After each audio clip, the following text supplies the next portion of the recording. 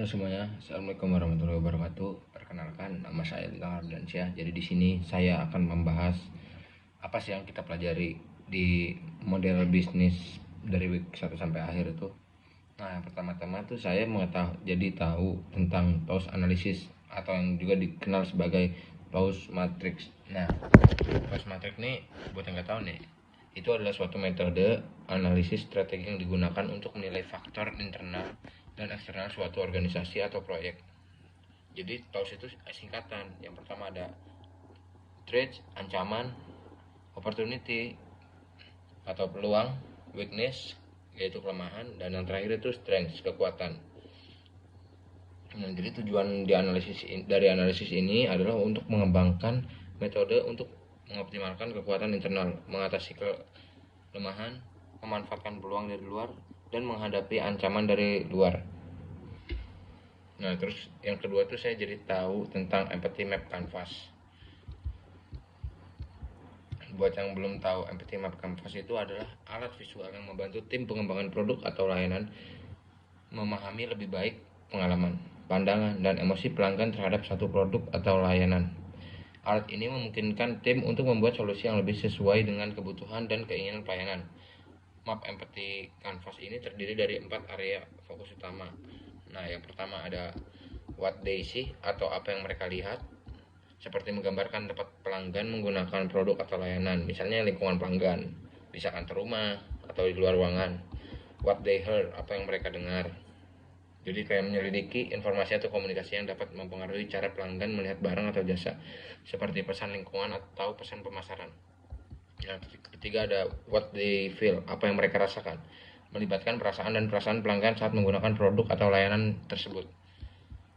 Kayak ini seperti kebahagiaan, frustasi, kepuasan, dan kekhawatiran. Yang terakhir itu ada what they say do, atau apa yang mereka katakan atau lakukan, seperti mengingat kata-kata dan tindakan nyata yang dilakukan pelanggan saat menggunakan produk atau layanan ini.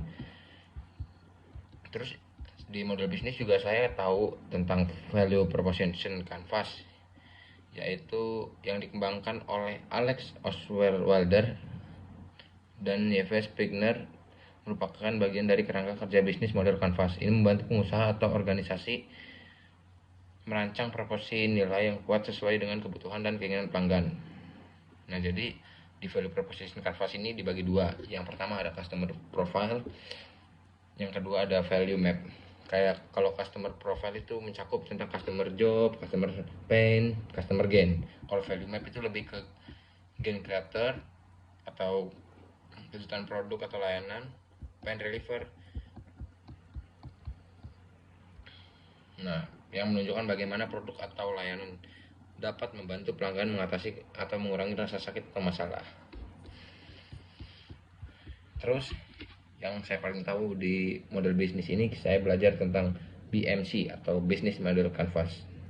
Nah, BMC ini adalah suatu kerangka kerja atau alat visual yang digunakan untuk merinci dan memahami elemen-elemen kunci suatu model bisnis dalam satu lembar kanvas besar. Dengan menggunakan model bisnis ini, BMC ini, organisasi dapat menjelaskan apa yang menjadi dasar dari suatu bisnis itu tersebut. Nah, BMC ini terdiri dari 9 blok. Yang pertama customer segment, value proposition, channel, customer relationship, revenue stream, key activities, key research, key partners, dan yang terakhir ada cost structure. BMC ini juga menawarkan perspektif luas tentang bagaimana suatu perusahaan menciptakan nilai dan menjalankan operasinya, serta membantu dalam merinci strategi bisnis secara menyeluruh, merancang inovasi, dan membantu pengambilan keputusan strategi. Dengan memvisualisasikan komponen-komponen ini dalam satu kanvas, tim bisnis ini juga dapat dengan mudah bekerja sama, mengubah dan mengoptimalkan bisnis mereka. Nah, jadi yang saya ketahui di model bisnis itu dan selebihnya masih banyak lagi. Jadi intinya dari kesimpulan saya, mata kuliah model bisnis ini memberikan pemahaman tentang berbagai model bisnis, termasuk kayak pengaruh teknologi, inovasi, adaptasi terhadap perubahan pasar, faktor eksternal, keberlanjutan, dan tanggung jawab sosial. Jadi mahasiswa nih atau saya itu diajarkan keterampilan analisis dan evaluasi model bisnis serta bagaimana menghubungkannya dengan suatu bisnis nyata. Jadi kesimpulannya, mata kuliah ini menurut saya yaitu memberikan landasan yang kuat untuk merancang dan memahami model bisnis yang efektif dalam berbagai konteks bisnis. Nah, cukup sekian dari saya. Mungkin itu saja yang saya tahu karena durasinya nggak banyak. Kurang lebihnya mohon maaf. Wassalamualaikum warahmatullahi wabarakatuh.